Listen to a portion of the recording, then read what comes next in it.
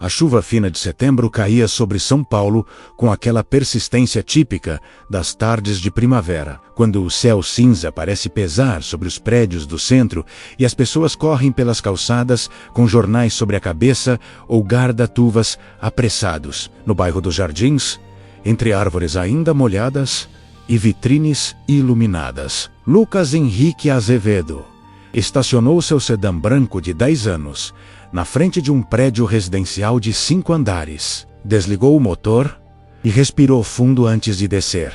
Seus ombros doíam daquela dor surda que vem de carregar peso demais por tempo demais. Não só o peso físico das pranchetas e dos tubos de plantas arquitetônicas, mas o peso invisível de ser pai e mãe ao mesmo tempo, de acordar cedo e dormir tarde, de sorrir quando o corpo pede descanso e de fingir força quando a alma está exausta.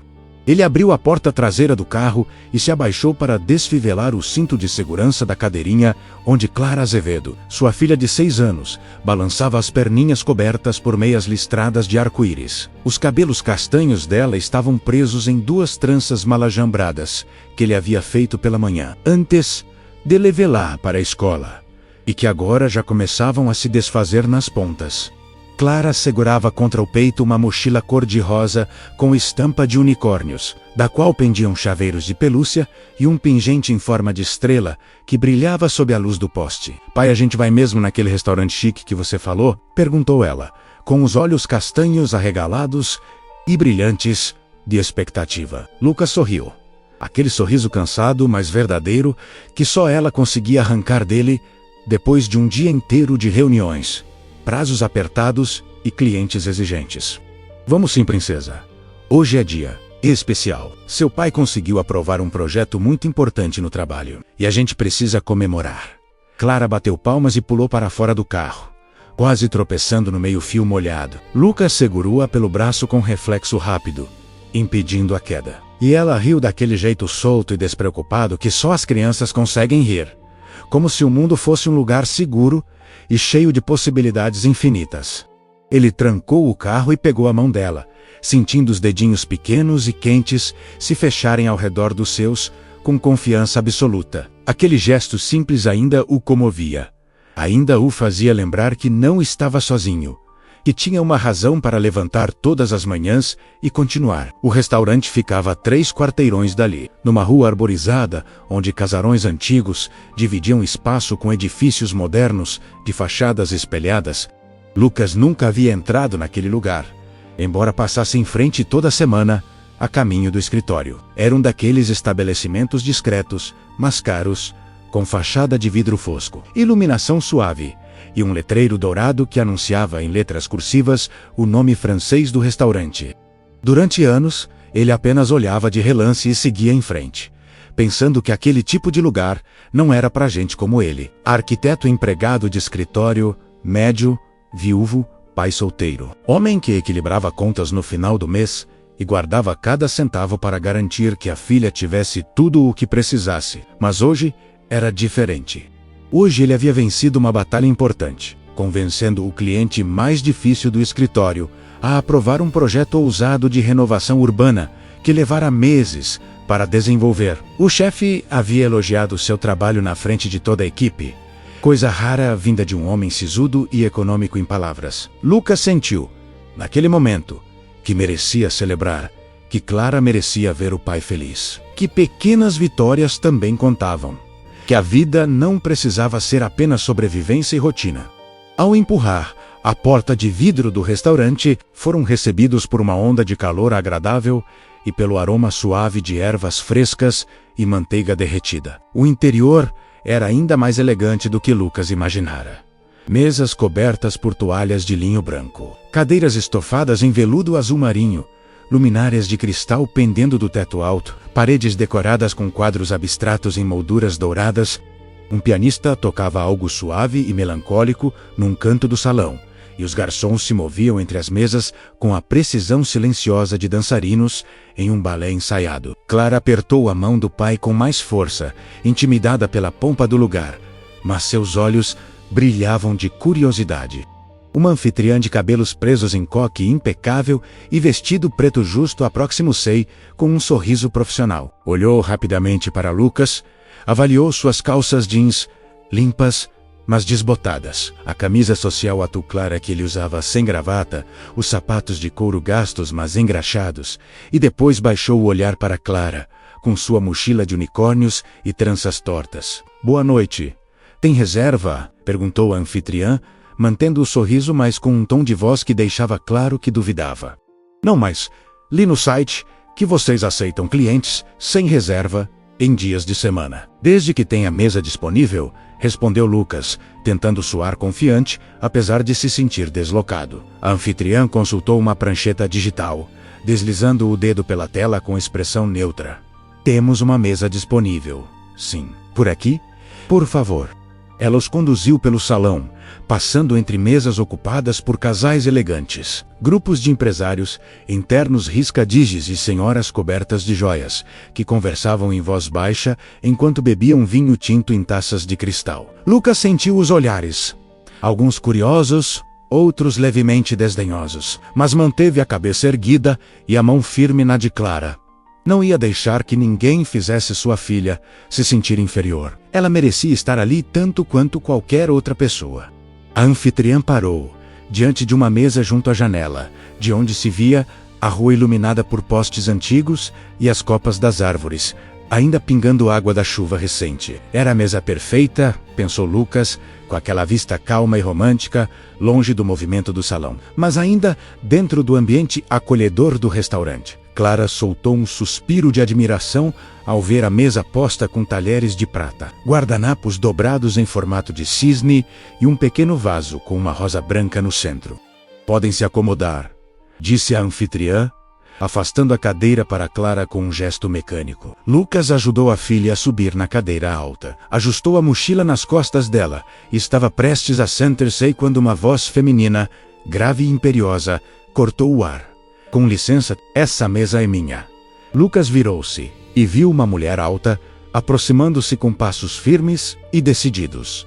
Ela vestia um conjunto de alfaiataria bege impecável, com corte sob medida que valorizava a silhueta esbelta, e carregava uma bolsa de couro italiana sobre o ombro. Os cabelos loiros estavam presos em um rabo de cavalo baixo, elegante e sem um fio fora do lugar. Usava brincos discretos de pérola, relógio fino de ouro rosé e sapatos de salto que repicavam no chão de madeira como pequenos golpes de martelo. Seu rosto tinha traços simétricos e aristocráticos, maçãs do rosto pronunciadas, lábios finos pintados de nude, olhos claros que brilhavam com uma frieza calculada. Tudo nela comunicava poder, controle, dinheiro velho e novos negócios. Desculpe, Lucas franziu a testa, sem entender. A mulher parou ao lado da mesa e fixou nele um olhar que parecia dissecar cada detalhe, desde as costuras da camisa até a expressão confusa em seu rosto. Essa mesa... Eu sempre me sento aqui quando venho a este restaurante. É uma espécie de acordo informal que tenho com a casa. A anfitriã, que ainda estava ao lado, empalideceu visivelmente e abriu a boca para falar. Mas a mulher loira levantou uma mão, silenciando-a, com um gesto quase imperceptível, daqueles que pessoas acostumadas a dar ordens fazem sem pensar. Lucas olhou para Clara, que havia parado de balançar as pernas, e agora observava tudo com aquela seriedade súbita que as crianças adotam quando percebem que algo está errado. Ele sentiu uma onda de raiva subir pelo peito, quente e amarga, misturada com humilhação e cansaço. Não era justo, eles tinham chegado antes. Tinham o direito de estar ali. Tinham tanto direito quanto aquela mulher altiva que parecia acreditar que o mundo se organizava conforme sua conveniência. Não vi nenhuma placa de reserva na mesa, disse Lucas, controlando o tom de voz para não soar agressivo, mas mantendo a firmeza. E a anfitriã nos trouxe até aqui. Se há algum problema, deveria ter sido resolvido antes de nos acomodarmos.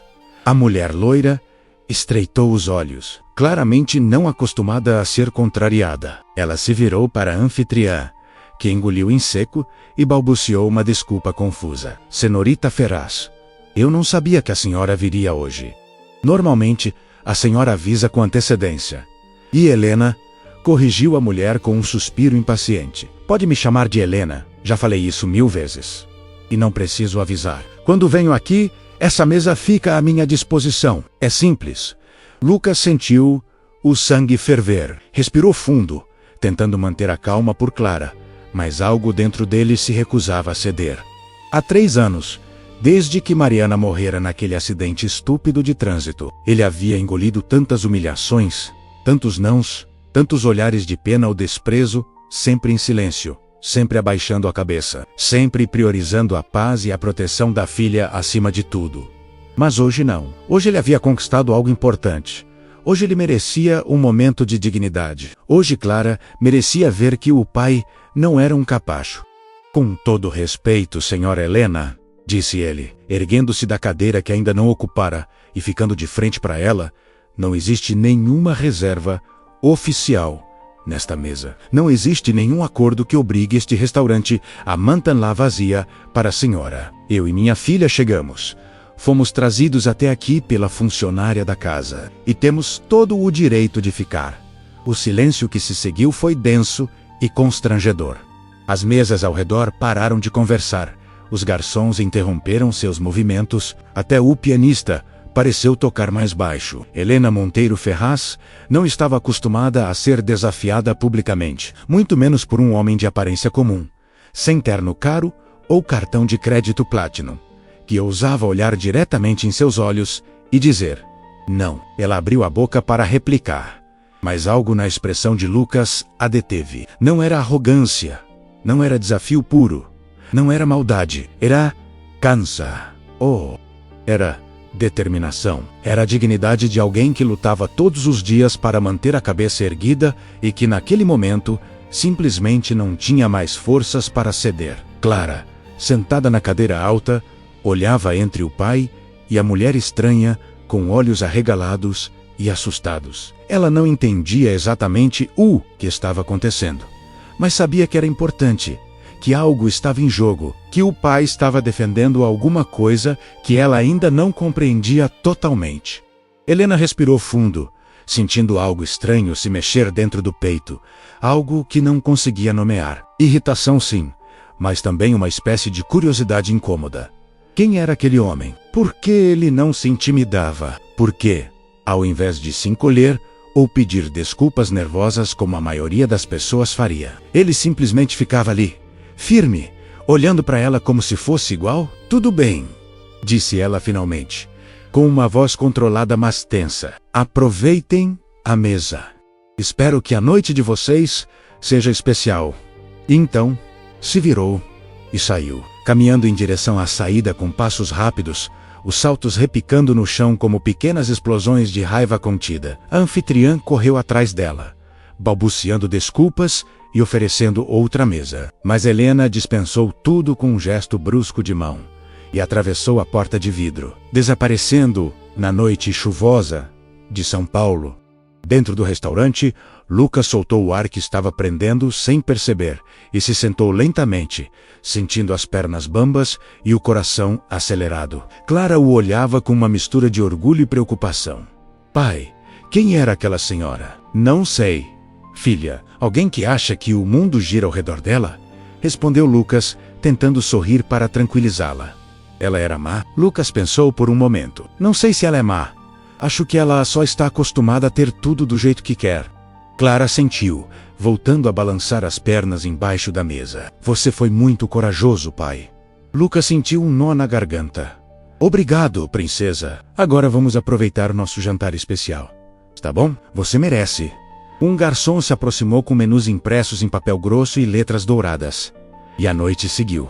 Eles pediram massas caseiras, suco de frutas vermelhas para Clara, vinho tinto barato para Lucas, e uma sobremesa de chocolate que veio decorada com raspas de ouro comestível, e que fez os olhos da menina brilharem de felicidade. Aos poucos a tensão do confronto foi sendo substituída por risadas, conversas sobre a escola, planos para o fim de semana, memórias de quando Mariana ainda estava viva e levava Clara para andar de bicicleta no parque.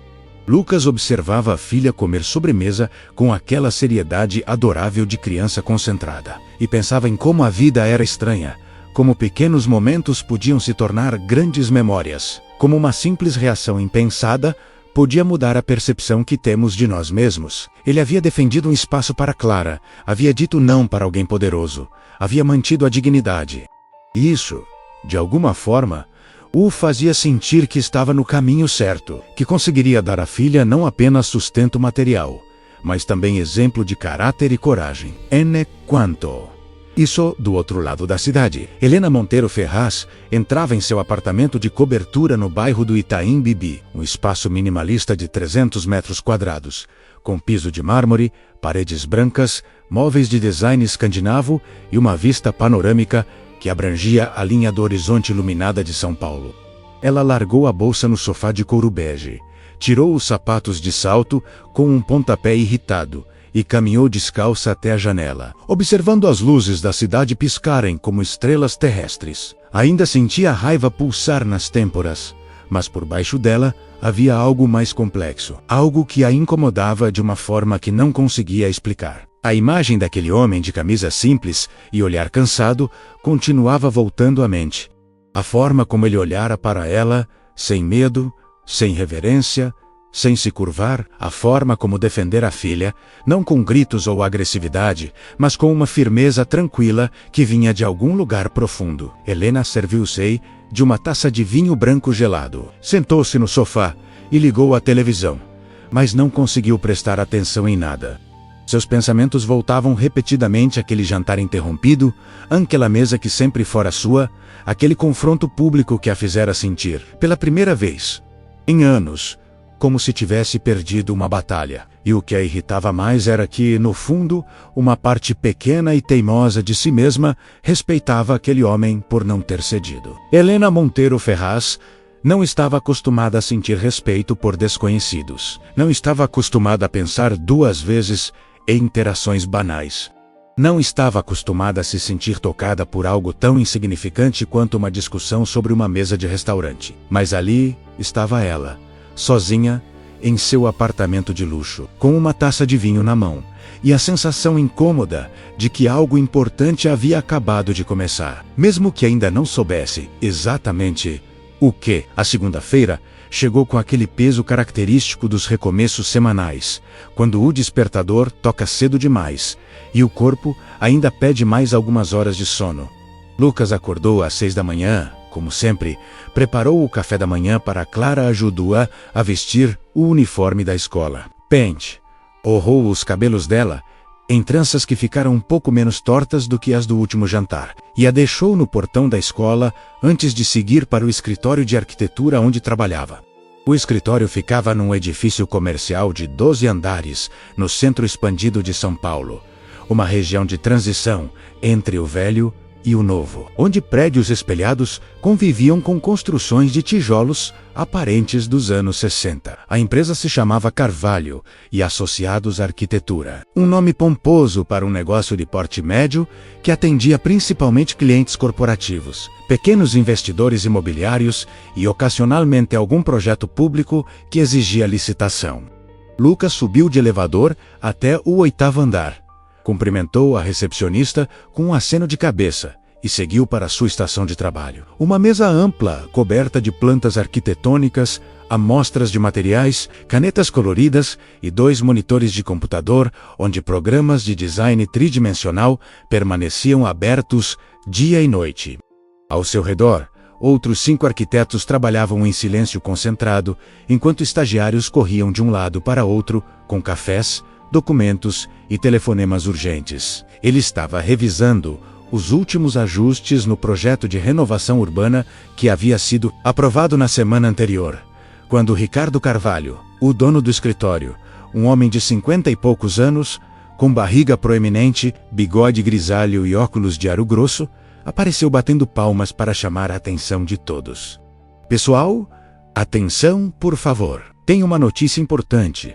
Os arquitetos ergueram os olhos das telas, alguns ainda com fones de ouvido pendurados no pescoço, outros segurando xícaras de café pela metade. Ricardo tinha aquele sorriso largo de quem estava prestes a anunciar algo grande, aquele brilho nos olhos que indicava novos contratos e, consequentemente, Mais trabalho para todos. Acabamos de fechar um contrato com a Ferraz Holdings, uma das maiores empresas de investimento do país. Eles querem renovar completamente um centro cultural que adquiriram recentemente na Vila Madalena. É um projeto grande, com orçamento generoso e visibilidade no mercado. Se fizermos um bom trabalho, pode abrir portas para contratos ainda maiores. Um murmúrio animado percorreu a sala. Lucas conhecia a Ferraz Holdings de nome, como todo mundo no meio empresarial paulistano conhecia. Era um império financeiro que controlava participações em dezenas de empresas, desde construtoras até redes de varejo, fundos de investimento e incorporadoras imobiliárias. Trabalhar para eles significava prestígio, dinheiro e a possibilidade de construir um portfólio respeitável.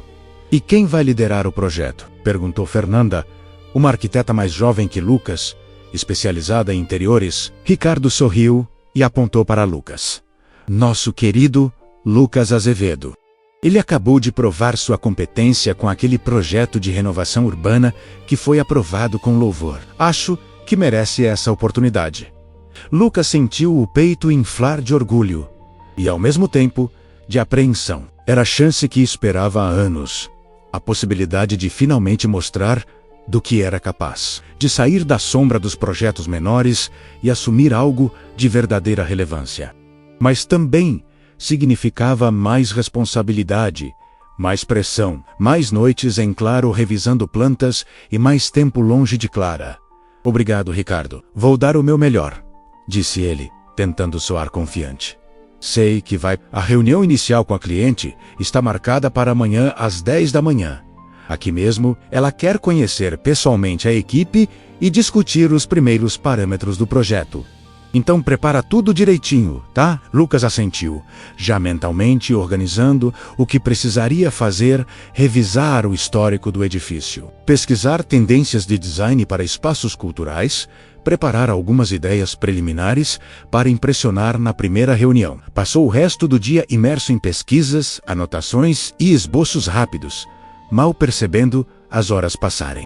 Quando finalmente olhou para o relógio e viu que já passava das 7 da noite, correu para buscar Clara na casa da vizinha que cuidava dela depois da escola. Preparou um jantar rápido de macarrão com molho de tomate. Ajudou-a com o dever de casa de matemática.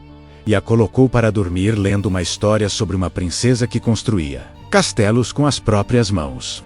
Só depois, quando a respiração da filha se tornou lenta e profunda no sono, Lucas voltou para a sala e continuou trabalhando até a madrugada, preparando tudo para a reunião do dia seguinte. Na manhã seguinte, ele acordou com os olhos ardendo de cansaço, mas também com uma energia nervosa que o mantinha alerta. Deixou Clara na escola, voltou para o escritório e passou a manhã organizando a sala de reuniões, montando apresentações no projetor, conferindo se havia café fresco e água gelada, se as cadeiras estavam bem posicionadas, se tudo passava a impressão de profissionalismo que a ocasião exigia. Às 10 horas em ponto, a recepcionista ligou, avisando que a cliente havia chegado. Ricardo ajeitou a gravata. Fernanda alisou o cabelo e Lucas respirou fundo, tentando acalmar o coração que batia acelerado. A porta da sala de reuniões se abriu, e ele virou-se com um sorriso profissional no rosto, pronto para cumprimentar a representante da Ferraz Holdings. E então congelou, porque a mulher que entrou na sala, vestindo um tailleur cinza-timbo impecável, cabelos loiros presos em um coque elegante, olhos claros e expressão controlada, era exatamente a mesma mulher que havia confrontado no restaurante 3 noites atrás. Helena Monteiro Ferraz parou no limiar da porta, e seus olhos encontraram os de Lucas no mesmo instante. Por uma fração de segundo, algo passou pelo rosto dela. Uma sombra de surpresa. Talvez reconhecimento. Mas foi tão rápido que Lucas não teve certeza se realmente viu ou se imaginou. Então o rosto dela voltou à máscara de profissionalismo frio e ela entrou na sala como se nada tivesse acontecido. Bom dia. Helena Ferraz, diretora executiva da Ferraz Holdings, apresentou-se ela, estendendo a mão primeiro para Ricardo, que a cumprimentou com entusiasmo exagerado, depois para Fernanda, e finalmente para Lucas. Quando as mãos dele se tocaram, foi breve, formal, mas Lucas sentiu um choque elétrico percorrer o braço. uma mistura estranha de raiva residual, constrangimento e algo mais que não conseguia nomear. Helena apertou sua mão com firmeza excessiva, como se estivesse provando alguma coisa, e seus olhos o encararam com aquela frieza calculada que ele já conhecia. Lucas Acevedo, arquiteto responsável pelo projeto, disse ele, mantendo a voz firme. Prazer, respondeu ela, soltando a mão dele e se dirigindo para a cabeceira da mesa, onde se sentou com a postura ereta de quem está acostumada a comandar reuniões. Ricardo começou a apresentação, falando sobre a história do escritório, os projetos anteriores, as credenciais da equipe, enquanto Helena ouvia com atenção aparente. Mas Lucas percebia que os olhos dela ocasionalmente deslizavam em sua direção, avaliando, medindo, como se estivesse tentando entender o que fazer com aquela coincidência inconveniente. Quando chegou a vez de Lucas apresentar suas ideias preliminares para o Centro Cultural, ele se levantou e ligou o projetor, mostrando imagens de referência, esboços conceituais, propostas de layout que respeitassem a arquitetura histórica do edifício, mas introduzissem elementos modernos e funcionais. Falou sobre a importância de criar espaços que dialogassem com a comunidade local, que fossem acessíveis e acolhedores, que preservassem a memória do lugar, enquanto o transformavam em algo novo e vibrante. Helena o observava em silêncio, e quando ele terminou, ela ficou alguns segundos sem dizer nada, apenas olhando para a última imagem projetada na parede, um rendering tridimensional de como o átrio central do edifício poderia ficar após a reforma. Interessante, disse ela finalmente, com aquela voz grave e controlada. Mas muito romântico. Esse centro cultural não é um projeto de caridade, Sr. Azevedo. É um investimento. Precisa gerar retorno, atrair eventos corporativos, ser rentável. Não estou interessada apenas em criar um espaço bonito para a comunidade contemplar. Quero algo que funcione no mundo real, não em uma utopia arquitetônica. As palavras cortaram como navalhas, e Lucas sentiu a raiva voltar a subir pelo peito. Mas dessa vez, não podia reagir como no restaurante. Dessa vez, ele era o empregado. Ela era a cliente, e havia um contrato de milhões em jogo. Um contrato que poderia mudar o futuro do escritório e, consequentemente, sua própria carreira. Entendo sua preocupação, disse ele, controlando o tom, mas acredito que funcionalidade e beleza não são excludentes. Um espaço bem projetado, que respeita a comunidade e cria identidade, naturalmente atrai mais eventos, mais visitantes, mais receita. As pessoas querem se conectar com lugares que tenham alma, não apenas com caixas vazias e eficientes. Helena inclinou a cabeça levemente, como se estivesse considerando o argumento, mas seus olhos permaneciam frios. Alma não paga as contas, Sr. Azevedo. Resultado sim. A tensão na sala era palpável. Ricardo tossiu nervosamente, tentando intervir. Tenho certeza de que Lucas vai encontrar o equilíbrio perfeito entre o conceitual e o pragmático, Dona Helena. Nosso escritório tem experiência em atender demandas corporativas sem perder a qualidade do design. Helena assentiu, mas seus olhos ainda estavam fixos. Em Lucas, espero que sim, porque se não funcionar, vou precisar procurar outro escritório, e não gosto de desperdiçar tempo. A reunião continuou por mais uma hora, discutindo prazos, orçamentos, etapas de aprovação, mas a atmosfera permaneceu tensa e formal. Quando finalmente terminou e Helena se levantou para sair, ela parou ao lado de Lucas, que ainda estava recolhendo seus papéis. Podemos conversar um momento? Em particular, disse ela, baixo o suficiente para que apenas ele ouvisse. Lucas hesitou, mas assentiu. Eles saíram da sala de reuniões e caminharam até um pequeno escritório vazio no fim do corredor. Helena fechou a porta atrás deles e se virou, cruzando os braços sobre o peito. Você sabe quem eu sou? Não sabe? Do restaurante. Sei, respondeu Lucas, sem rodeios. E eu sei quem você é. O homem que não quis ceder à mesa. Isso mesmo. Ela o estudou por um longo momento, como se estivesse tentando decifrar um quebra-cabeça complicado. Vai ser um problema? Trabalharmos juntos? Lucas respirou fundo. Queria dizer sim. Queria dizer que preferia não ter nada a ver com uma mulher arrogante que achava que o mundo girava ao seu redor. Mas pensou em Clara, nas contas para pagar, na oportunidade que não podia desperdiçar. Não, da minha parte, consigo separar o pessoal do profissional. Ótimo, porque eu também consigo. E espero que você entenda uma coisa, Sr. Azevedo. Aqui, neste projeto, eu mando, eu aprovo, eu rejeito, eu decido. Se não conseguir lidar com isso, é melhor desistir agora. Lucas sentiu a mandíbula apertar, mas manteve a voz calma. Entendo perfeitamente a hierarquia, Senhora Ferraz. Mas também espero que a senhora entenda que sou um profissional competente, que fui escolhido para liderar este projeto justamente porque tenho capacidade para isso. Vou respeitar suas decisões, mas também vou defender minhas ideias quando achar necessário. É assim que bons projetos são construídos. Com colaboração, não com submissão. Os olhos de Helena brilharam com algo que poderia ser raiva, ou poderia ser interesse. Lucas não tinha certeza. Ela deu um passo à frente, diminuindo a distância entre eles. E por um instante, ele sentiu o perfume dela, algo sofisticado e discreto que cheirava a jasmim e madeira. Você tem coragem. Vou lhe dar isso, disse ela, com a voz baixa. Mas coragem sem resultados é apenas teimosia. Prove que vale a pena ouvir suas ideias. E talvez eu considere decepcione-me. E você vai descobrir que eu não sou tão tolerante quanto pareci naquele restaurante. E então se virou e saiu, deixando Lucas sozinho no escritório vazio, com o coração batendo acelerado e a certeza de que os próximos meses seriam os mais desafiadores da sua vida. Nas semanas seguintes, Lucas mergulhou de cabeça no projeto do Centro Cultural.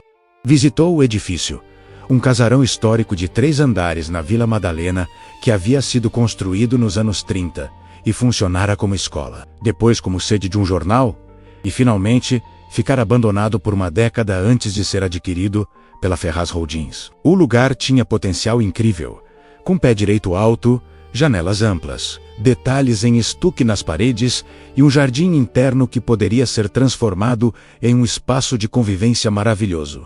Ele passou noites em claro, desenvolvendo plantas, estudando soluções criativas que respeitassem a estrutura original, mas introduzissem funcionalidades modernas, pensando em acústica para salas de espetáculo, iluminação natural para galerias de arte, acessibilidade para pessoas com mobilidade reduzida, tecnologia integrada para eventos corporativos.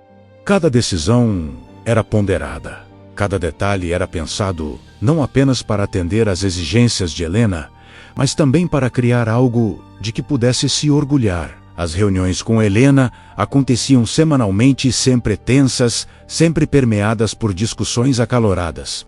Ela questionava cada escolha, exigia justificativas detalhadas, rejeitava ideias que considerava impraticáveis ou caras demais. Mas também, para a surpresa de Lucas, ocasionalmente aceitava argumentos bem fundamentados e até sugeria melhorias que faziam sentido. Aos poucos, ele percebeu que por trás daquela fachada de frieza e controle, Helena realmente entendia de negócios. Tinha uma visão estratégica apurada e sabia exatamente o que queria, mesmo quando isso entrava em conflito com as ideias dele. E mais do que isso, ela trabalhava tanto quanto ele, talvez até mais, chegando sempre com relatórios detalhados, análises de mercado, projeções financeiras que mostravam quanto esforço investia em cada projeto sob sua responsabilidade. Certo dia, depois de uma reunião particularmente tensa, onde discutiram por quase 2 horas sobre o tipo de piso que deveria ser usado no auditório, Helena ficou para trás, enquanto os outros saíam da sala. Lucas estava guardando seus materiais quando ela se aproximou, com uma expressão menos rígida do que o habitual. Posso fazer uma pergunta pessoal? Disse ela, quase hesitante. Lucas olhou para ela, surpreso. Pode... Aquela menina que estava com você no restaurante, sua filha? Simon Clara. Simon Clara. Helena assentiu, e algo passou por seus olhos. Uma sombra de melancolia que desapareceu tão rápido quanto surgiu. Ela é bonita. Parece feliz. Eu tento, respondeu Lucas, sem saber exatamente o que dizer. Sua esposa. Ela não estava lá naquela noite. Não era exatamente uma pergunta. Mas Lucas entendeu o que ela estava perguntando. Minha esposa morreu há 3 anos. Acidente de trânsito. Helena fechou os olhos por um momento. E quando os abriu, havia algo diferente neles. Sinto muito. Obrigado. Eles ficaram em silêncio por alguns segundos, e então Helena pegou sua bolsa e caminhou até a porta. Antes de sair, virou-se uma última vez. Você é um bom pai, Lucas. Clara tem sorte. E saiu, deixando-o sozinho com aquelas palavras que soaram mais gentis do que qualquer coisa que ela já havia dito a ele. Naquela noite, enquanto colocava Clara para dormir, Lucas pensou na expressão de Helena quando ela perguntara sobre a filha, na forma como sua voz ficara mais suave, quase vulnerável. Havia algo ali, uma história não contada, uma ferida escondida sob todas aquelas camadas de armadura profissional. Ele se perguntou, pela primeira vez, quem era realmente Helena Monteiro Ferraz, quando não estava comandando reuniões ou exigindo resultados. O que a tornara tão dura, tão controladora, tão incapaz de ceder ou mostrar fraqueza? E por que, apesar de toda a tensão e dos atritos constantes, ele se pegava pensando nela mais do que deveria? Imaginando o que havia por trás daquela fachada impenetrável, sacudiu a cabeça, afastando esses pensamentos. Não podia se permitir distrações, não podia se permitir sentir nada além de profissionalismo, por uma mulher que claramente vivia em um mundo completamente diferente do seu. Tinha Clara para criar, um projeto para entregar, uma vida para reconstruir tijolo por tijolo. Mas algo já havia mudado, e ambos sabiam disso, mesmo que nenhum dos dois estivesse pronto para admitir. Helena dirigia de volta para casa naquela noite, com as mãos apertadas no volante do seu sedã alemão importado, tentando entender por que havia feito aquela pergunta sobre a filha de Lucas. Por que se importara? Por que sentira aquele aperto no peito quando ele contou sobre a esposa morta? Não era da conta dela. Não deveria importar. Lucas era apenas o arquiteto de um projeto. Nada mais. Mas desde aquela noite, no restaurante, desde que ele olhara para ela sem medo e dissera não, algo estava diferente. Algo estava rachando a casca grossa que ela construíra ao redor de si mesma durante tantos anos. Ela estacionou na garagem do prédio, subiu para o apartamento vazio e silencioso, e se serviu do vinho que já se tornara um hábito noturno. Sentou-se no sofá de couro bege, olhando para a vista da cidade, e deixou que as memórias que sempre evitava viessem à superfície. Lembrou-se da própria infância, dos pais sempre ocupados, construindo o império financeiro que ela agora administrava, das babás que trocavam a cada ano, da solidão dos quartos grandes e vazios, das festas de aniversário onde havia bolo caro, mas poucos amigos de verdade. Lembrou-se de crescer sabendo que amor era condicional, que afeto era negociado, que vulnerabilidade era fraqueza. E então pensou em Clara, naquela menininha de tranças tortas e mochila de unicórnios, sentada ao lado do pai em um restaurante, com olhos brilhando de felicidade simplesmente por estar ali, por estar com ele. Pensou no jeito como Lucas olhara para a filha, com aquela ternura cansada mas verdadeira, com aquela dedicação absoluta que não pedia nada em troca. Helena nunca tivera isso. Nunca tivera alguém que a olhasse daquele jeito. Nunca tivera alguém por quem valesse a pena lutar em um restaurante cheio de estranhos. E pela primeira vez em muito tempo, permitiu-se sentir a falta disso, a dor daquilo que nunca teve e talvez nunca teria. Bebeu mais um gole de vinho e fechou os olhos, prometendo a si mesma que na manhã seguinte voltaria a ser a Helena de sempre. Dura, eficiente, inabalável. Mas no fundo, sabia que algo já estava mudando, e não havia como voltar atrás.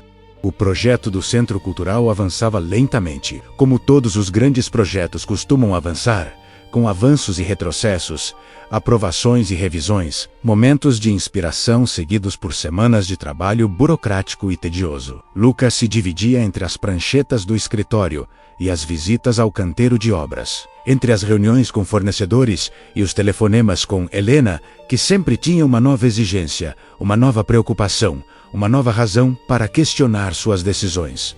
Mas algo estava mudando na dinâmica entre eles. As discussões continuavam acaloradas, mas agora tinham um tom diferente. menos de confronto puro e mais de debate intelectual. Helena começara a fazer perguntas genuínas sobre as escolhas arquitetônicas, querendo entender não apenas o resultado final, mas também o processo criativo por trás dele. E Lucas, por sua vez, começara a perceber que muitas das exigências dela vinham de um conhecimento real do mercado, de uma compreensão profunda de como fazer projetos funcionarem, não apenas no papel, mas no mundo real, com todas as suas limitações e pressões. Certa manhã de outubro, Lucas estava no canteiro de obras, conferindo a instalação de um sistema de ventilação quando seu telefone tocou. Era Helena, e pelo tom de voz dela, algo estava errado. Preciso que você venha ao meu escritório. Agora, temos um problema sério. Lucas sentiu o estômago se apertar. Que tipo de problema? Prefiro explicar pessoalmente. Quanto tempo você leva para chegar aqui? Uns 40 minutos com o trânsito. Te espero. Ela desligou antes que ele pudesse perguntar mais alguma coisa. Lucas avisou o mestre de obras que precisava sair. Correu para o carro e atravessou a cidade com o coração acelerado, imaginando cenários catastróficos. O cliente desistindo do projeto, problemas estruturais no edifício, algum erro grave nos cálculos que poderia comprometer tudo. O escritório da Ferraz Holdings ficava em um edifício espelhado de 20 andares, na Avenida Faria Lima, o coração financeiro de São Paulo.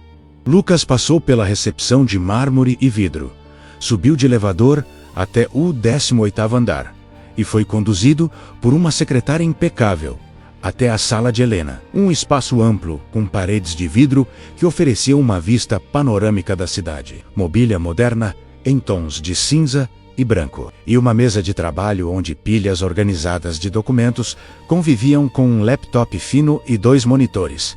Helena estava de pé junto à janela, olhando para a cidade lá embaixo, vestindo um terno atum marinho que acentuava a elegância natural de seus movimentos. Ela se virou quando Lucas entrou, e ele percebeu que havia algo diferente em sua expressão, uma tensão que ia além da habitual máscara profissional. Senta, por favor, disse ela, apontando para uma das poltronas de couro em frente à mesa. Lucas sentou-se, tentando ler em seu rosto o que estava por vir. Helena permaneceu de pé por mais alguns segundos, como se estivesse organizando os pensamentos. E então, finalmente se sentou também, cruzando as mãos sobre a mesa. Recebi um relatório dos meus analistas financeiros hoje cedo. Eles revisaram todas as projeções do projeto do Centro Cultural e chegaram a uma conclusão preocupante. O retorno sobre o investimento está abaixo do que esperávamos. Muito abaixo. Lucas sentiu o sangue gelar. Como assim? Revisamos todos os números juntos. Aprovamos o orçamento. Tudo estava dentro dos parâmetros. Os números mudaram. O mercado de eventos culturais em São Paulo está mais saturado do que previmos. Os custos de manutenção do edifício histórico são maiores do que calculamos inicialmente. E a concorrência na região se intensificou nos últimos meses. Se continuarmos como está, o projeto vai demorar anos para se pagar. E a Ferraz Holdings não pode se dar ao luxo de investimentos que não rendem a curto prazo. Lucas sentiu a raiva começar a ferver. Então qual é a solução?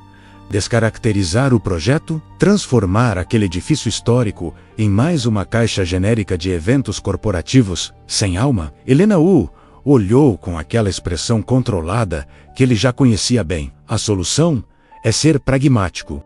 Precisamos cortar custos, simplificar o design, focar no que realmente gera receita e eliminar os elementos puramente conceituais que não agregam valor financeiro. Elementos puramente conceituais? Lucas se levantou da poltrona, incapaz de ficar sentado. Você está falando do jardim interno que seria aberto à comunidade? Da galeria de arte voltada para artistas locais? Do auditório com acústica de primeira qualidade que poderia receber desde palestras até concertos? Estou falando de tudo que não se paga, Lucas. Tudo que é bonito na teoria, mas inviável na prática. Isso é exatamente o tipo de pensamento que transforma cidades em desertos de concreto e vidro. A arquitetura não é só eficiência, Helena. É cultura, é memória, é criar espaços que melhorem a vida das pessoas. E pessoas que melhorem a vida das pessoas precisam de dinheiro para existir. Helena também se levantou, encarando-o do outro lado da mesa. Você vive em um mundo de ideais, Lucas. Mas eu vivo no mundo real, onde projetos que não se pagam são cancelados e empresas que não lucram vão à falência. Então, cancela. Cancela o projeto. Contrata outro escritório que faça exatamente o que você quer. Transforma aquele lugar maravilhoso em mais um espaço sem personalidade. E daqui a 10 anos, quando o centro cultural estiver vazio e abandonado, porque ninguém se importa com ele, você pode se consolar com os relatórios financeiros mostrando quanto dinheiro economizou. O silêncio que se seguiu foi denso e carregado de emoções não ditas. Helena respirava pesadamente, as mãos apoiadas na mesa, os olhos fixos em Lucas com uma intensidade que ele nunca vira antes. E então, para sua completa surpresa, ela desviou o olhar primeiro, virando-se para a janela novamente. Você não entende, disse ela, com a voz mais baixa, quase vulnerável. Não é só sobre dinheiro, é sobre responsabilidade. Eu administro o patrimônio de dezenas de acionistas, de centenas de funcionários que dependem das minhas decisões para sustentar suas famílias. Não posso simplesmente seguir meu coração e torcer para dar certo. Lucas deu alguns passos em direção a ela, ainda com raiva, mas também com algo parecido com compreensão começando a se formar. E eu sustento minha filha com meu trabalho. Helena, cada projeto que faço, cada decisão que tomo, afeta diretamente a vida dela. Você acha que não sei o que é responsabilidade? Que não sei o que é ter medo de errar? Ela se virou para encará-lo, e pela primeira vez, Lucas viu algo se quebrando por trás daquela fachada impassível. Então me ajuda, me mostra como fazer isso funcionar sem destruir tudo que você criou. Me prova que dá para ter lucro e beleza ao mesmo tempo. Lucas respirou fundo, sentindo a raiva se dissipar lentamente, substituída por determinação. Me dá 2 semanas. Vou revisar todo o projeto, encontrar formas de otimizar custos sem perder a essência do design, apresentar alternativas que satisfaçam tanto os analistas quanto os artistas. Mas preciso que você confie em mim, que acredite que eu posso fazer isso. Helena o estudou por um longo momento, e então assentiu devagar. 2 semanas. Mas Lucas, se não funcionar, vou ter que tomar decisões difíceis. E elas podem incluir mudar de arquiteto. Entendo.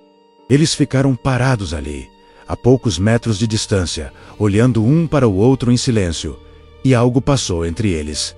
Naquele momento, algo que nenhum dos dois estava pronto para nomear, mas que era impossível ignorar. Uma conexão, uma compreensão mútua, um reconhecimento de que, apesar de todas as diferenças e conflitos, havia algo de fundamentalmente parecido na forma como ambos carregavam suas responsabilidades e medos.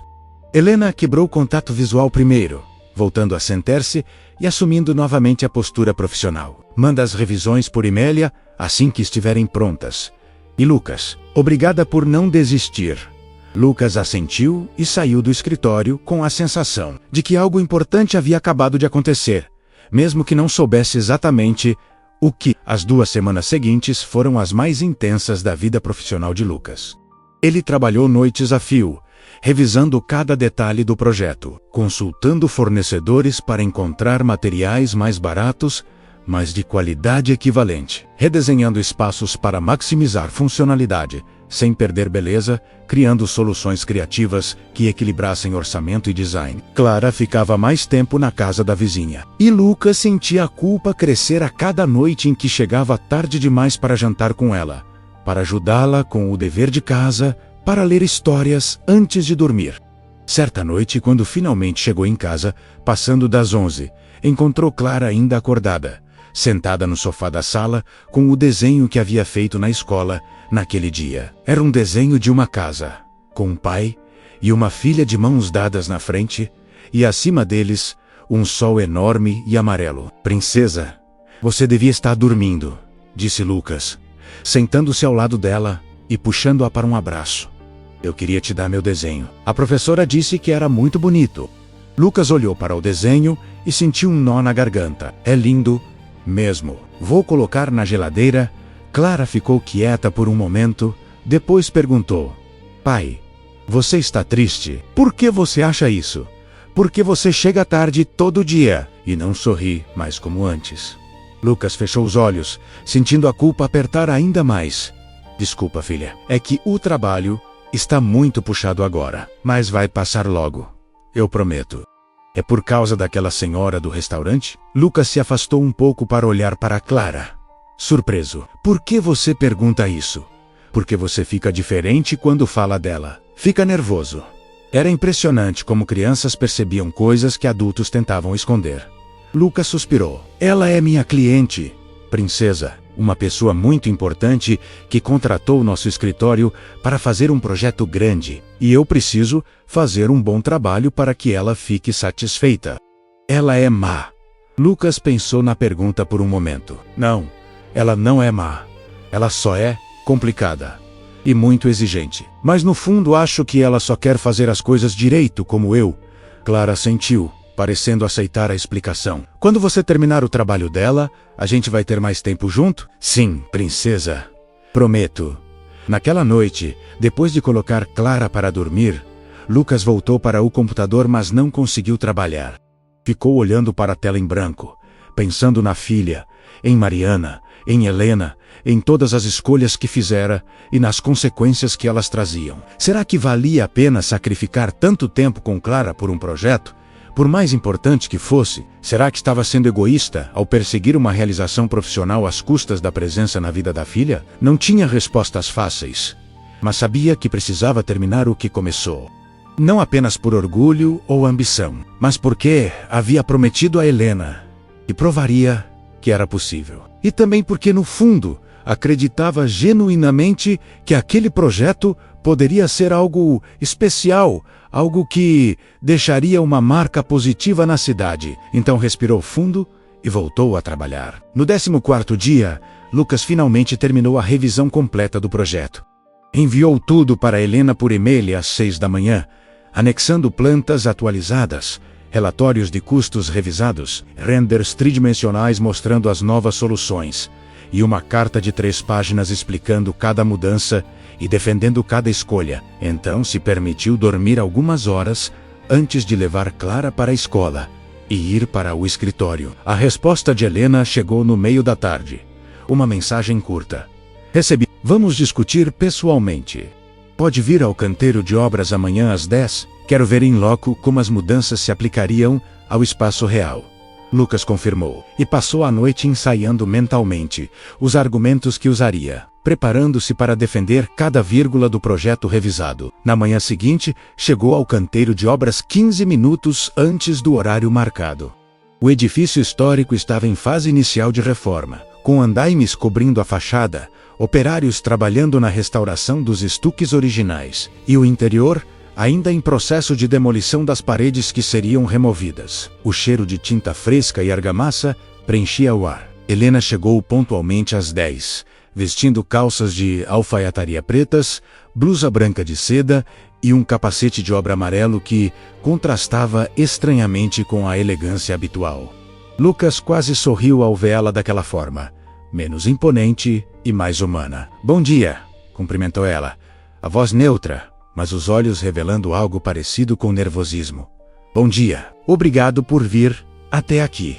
Eles entraram no edifício e Lucas começou a apresentação, caminhando de sala em sala, explicando as mudanças, mostrando como cada ajuste no projeto se traduziria naquele espaço físico.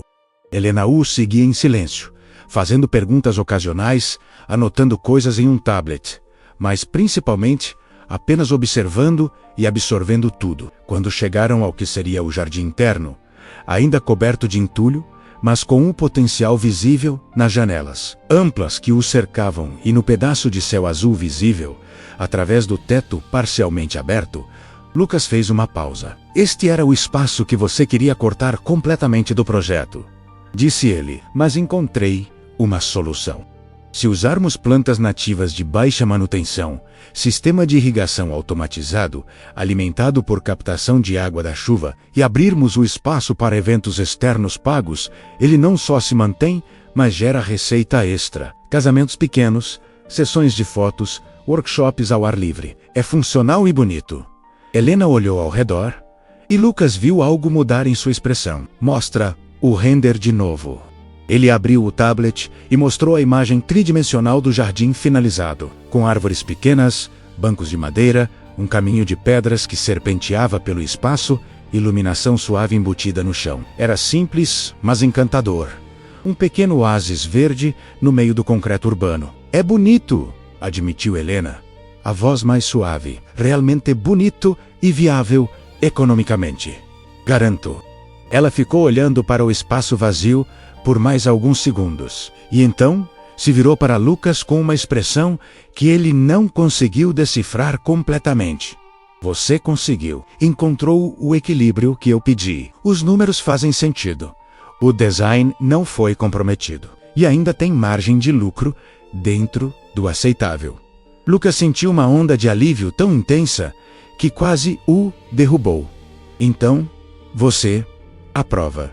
Aprovo. Vamos seguir com o projeto revisado. Ele deixou escapar um suspiro que não sabia que estava segurando. Obrigado. Obrigado por me dar essa chance. Helena deu alguns passos em direção ao centro do que seria o jardim, olhando para cima, para o pedaço de céu visível entre as vigas. Sabe, quando eu era criança, minha casa tinha um jardim parecido com esse, pequeno, fechado por muros altos, mas cheio de plantas e flores. Era o único lugar onde eu me sentia realmente em paz. Meus pais estavam sempre viajando, trabalhando, construindo o império financeiro que agora administro. E eu ficava horas naquele jardim, lendo livros, inventando histórias, fingindo que não estava sozinha. Lucas ficou em silêncio, surpreso pela súbita abertura. Helena nunca falava de si mesma. Nunca revelava nada pessoal. Quando eles morreram, vendi a casa. Não conseguia mais ficar lá, com todas aquelas lembranças. E o jardim foi destruído pelo novo proprietário, que construiu uma garagem no lugar. Eu pensei que não me importava, que era só um pedaço de terra com plantas. Mas agora, olhando para este espaço, percebo que me importava sim, que aquele jardim significava algo.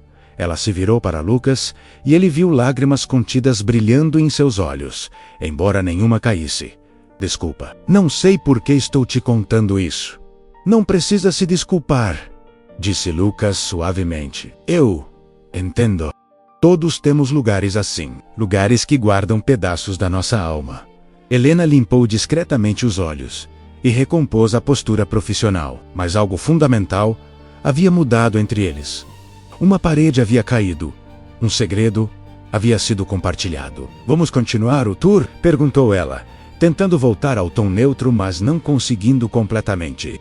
Eles passaram mais 2 horas percorrendo o edifício, discutindo detalhes, fazendo ajustes finais. E pela primeira vez, desde que começaram a trabalhar juntos, a conversa fluiu naturalmente, sem tensão, sem confronto. Era como se aquela revelação no jardim tivesse aberto uma porta que nenhum dos dois sabia que existia. Quando finalmente se despediram no portão do canteiro, Helena hesitou, antes de entrar no carro.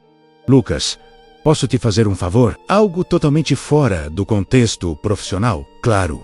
Você mencionou que sua filha gosta de unicórnios. Vi a mochila dela naquela noite no restaurante. Pois eu tenho um amigo que trabalha com animação e está produzindo um filme sobre unicórnios. Ele pode conseguir ingressos para a pré-estreia, que acontece mês que vem.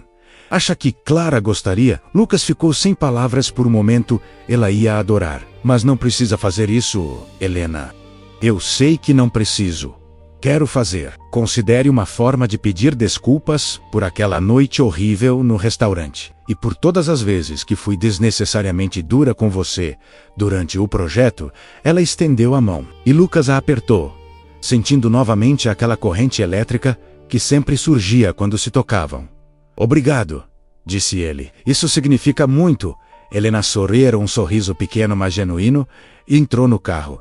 Lucas ficou vendo-a partir, sentindo algo estranho e confuso mexer dentro do peito. Algo que não sentia desde que Mariana morrera. E pela primeira vez em 3 anos, permitiu-se considerar a possibilidade de que, talvez, apenas talvez, seu coração ainda fosse capaz de se abrir para alguém novo. A pré-estreia do filme de unicórnios aconteceu em um sábado chuvoso de novembro. E Clara não parava de pular de animação desde que acordara.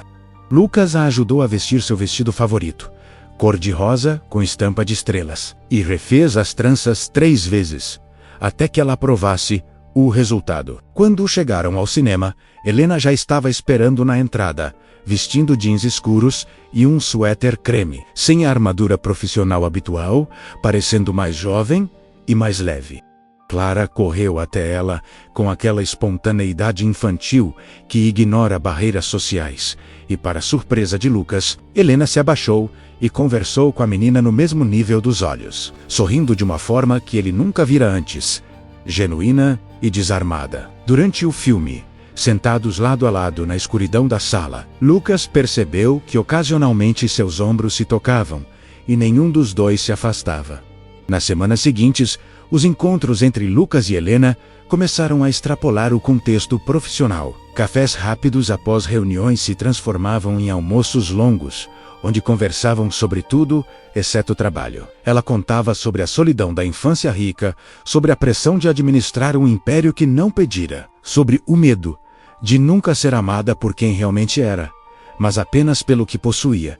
Ele compartilhava a dor da perda de Mariana, o desafio de ser pai solo, o cansaço de carregar responsabilidade sozinho há tanto tempo. Clara, com aquela intuição aguçada das crianças, começou a perguntar quando veriam a tia Helena novamente. E Lucas percebia que a filha estava se afeiçoando àquela mulher que gradualmente deixava cair as máscaras. Uma tarde, Helena apareceu de surpresa no apartamento deles, com livros ilustrados sobre arquitetura para crianças, e passou horas sentada no chão da sala, montando blocos de montar com Clara, enquanto Lucas preparava o jantar. E aquela cena doméstica simples fez algo se mexer profundamente dentro dele. Mas então veio a ruptura. Uma manhã de dezembro, Ricardo chamou Lucas em sua sala com expressão sombria e entregou-lhe uma carta oficial da Ferraz Holdings, comunicando a suspensão temporária do projeto do Centro Cultural devido a reavaliações estratégicas de investimento. Não havia explicações detalhadas, apenas a informação fria de que os trabalhos seriam paralisados por tempo indeterminado e que o escritório receberia uma compensação parcial pelos serviços prestados até aquele momento.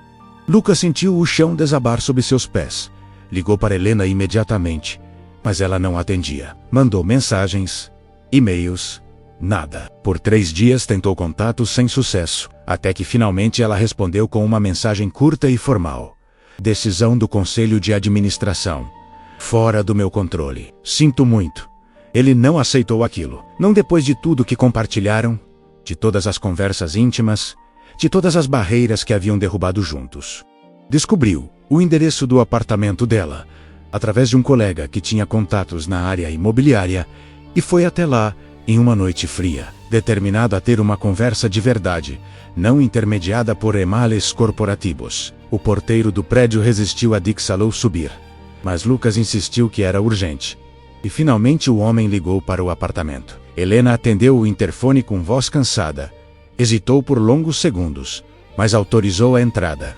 Quando ela abriu a porta, Lucas viu que estava diferente. Os cabelos soltos e despenteados, rosto sem maquiagem, olhos vermelhos como se tivesse chorado. Ela vestia roupas confortáveis de estar em casa, e o apartamento impecável mostrava sinais incomuns de desordem. Copos de vinho, vazios sobre a mesa de centro. Papéis espalhados pelo sofá. Não deveria ter vindo, disse ela, mas sem convicção. Preciso entender, Helena. O que aconteceu? Por que cancelaram tudo? Ela deu as costas e caminhou até a janela, abraçando o próprio corpo. O conselho decidiu que o projeto não se encaixa mais na estratégia de crescimento agressivo que planejaram para o próximo trimestre. Querem liquidez rápida, não investimentos de longo prazo em cultura. Eu lutei, Lucas. Apresentei todos os números que você revisou. Defendi cada aspecto do projeto. Mas fui voto vencido. E você simplesmente aceitou? A Helena Monteiro Ferraz que eu conheço não desiste assim. Ela se virou.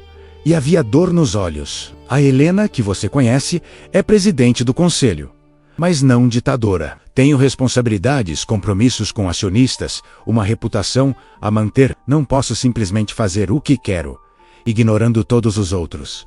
Mesmo quando o que você quer é certo, mesmo quando significa destruir algo importante, não só para mim, mas para a cidade inteira, Você não entende a pressão sob a qual eu vivo? Todas as minhas decisões são questionadas.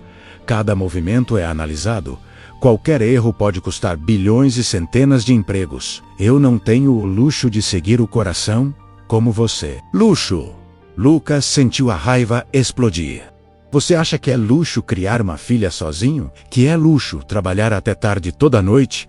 Porque um único projeto pode fazer diferença entre pagar as contas ou não. Você tem todo o dinheiro do mundo, Helena, mas vive com medo de usá-lo para fazer algo que realmente importe. E você vive com a cabeça nas nuvens, achando que boas intenções pagam contas, que amor e princípios são suficientes para sobreviver no mundo real. Pelo menos eu tenho amor. Pelo menos eu tenho alguém que me olha todos os dias e me faz querer ser melhor.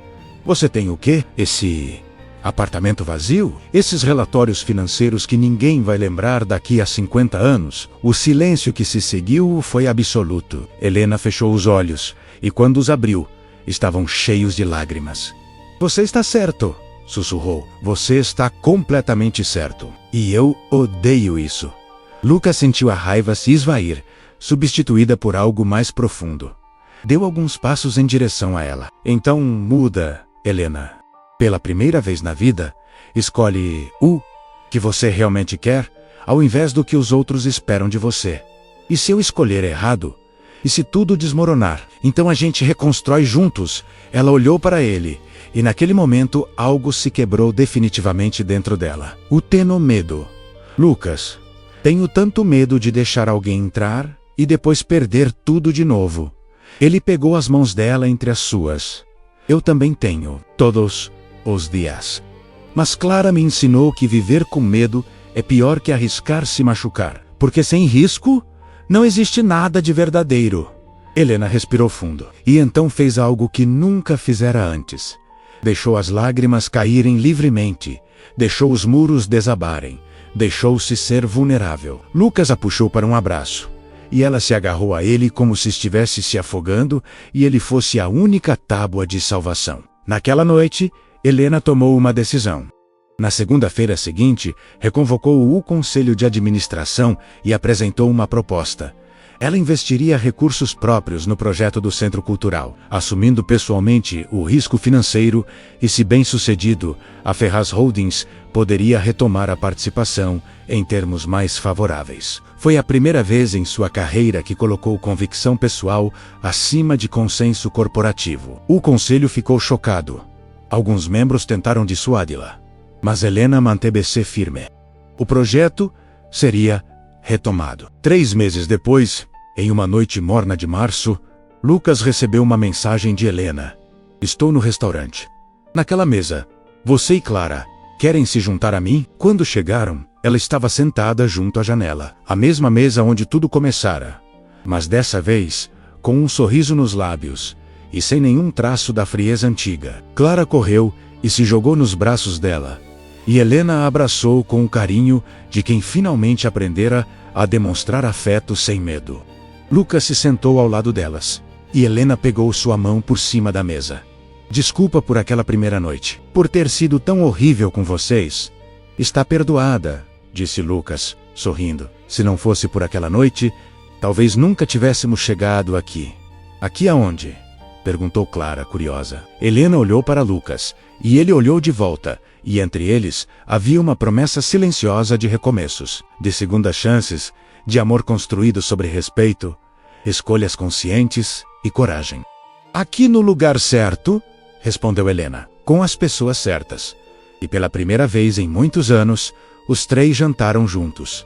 Não como estranhos em conflito, mas como o começo improvável de uma família que nenhum deles planejara, mas que todos mereciam.